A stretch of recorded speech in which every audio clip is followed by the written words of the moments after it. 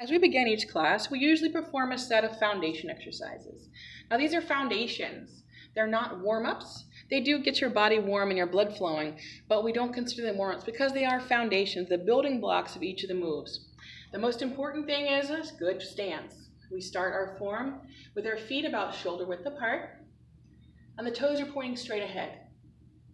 As we begin, the first one, we just rotate the forearms. If you have the handout from class, they're in order. Number 1, rotation of forearms. Make sure you're relaxed, the knees are relaxed. You can give them a little bounce to make sure.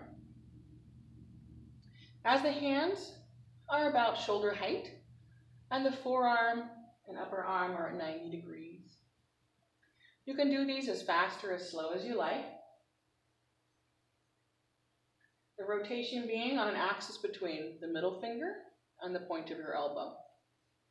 And rotate as far as you comfortably can.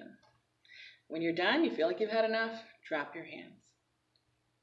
Our second foundation exercise for the upper body is push-pull. We're going to push-pull the hands in front of our chest. So you see the thumbs stay on the heart line. Push with the palm out, pull with the palm in. We're tracing an oval shape in front of our chests. The rest of the body is relaxed but upright. Again, the feet are parallel, toes straight ahead, shoulder width apart. If your shoulders start inching up, they start feeling tense, drop them down. You can always stop, go all the way to the beginning, shake it out, and start over. The third foundation for the upper body is turning. So we're going to start by looking at our right hand. Again, the feet are in the same position. The left hand's pushing down, about in front of your belly button.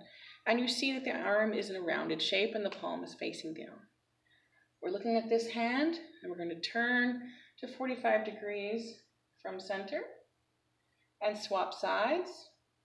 Turn back the other direction, 45 from center. From this corner to that. You can go a little more quickly if you like. Make sure your knees are relaxed. And you just turn. Your hands both have strength and power. Sometimes it helps if you think you're standing in water, and then you have the resistance of the water that your hands are cutting through. As you become more flexible in your spine and lower back, you may be able to turn past the 90 degrees, corner to corner, and that's fine too. If your lower hand starts to flow past to about the hip, that's quite nice. Get a little bit of a fluid feeling.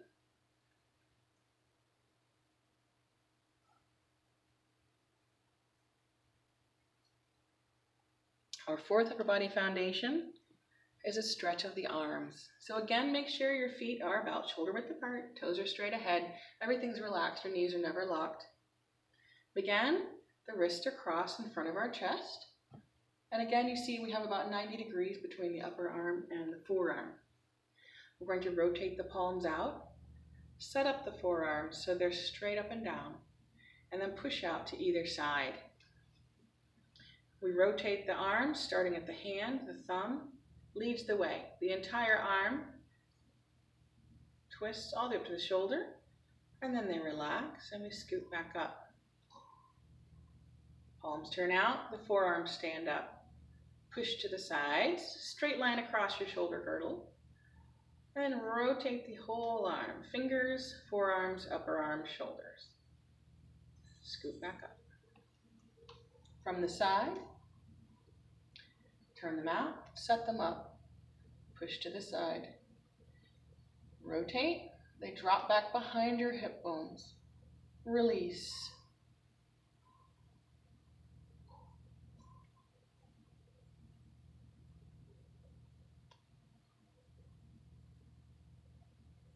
If your shoulders are able, then when you come back, you can bring them to a greater height behind you, but only if you can do it comfortably and without losing the proper form. Your legs and spine are still upright.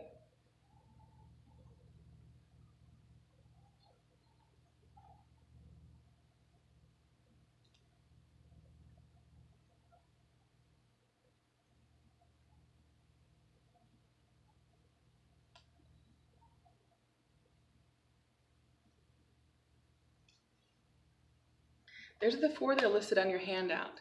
Sometimes we do a 5th upper body foundation, which I think of as a sunrise.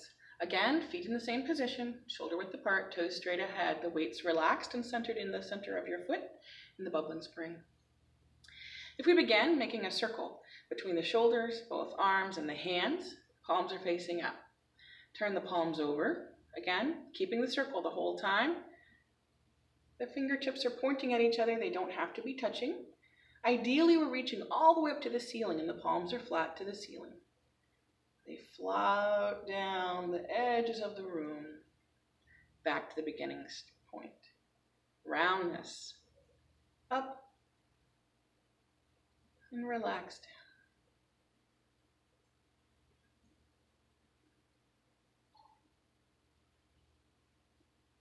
From the side, the hands come up and down.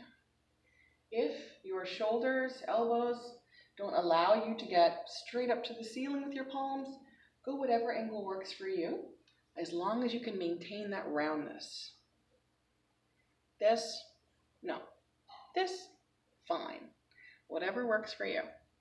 You want to do what your body can within its limitations.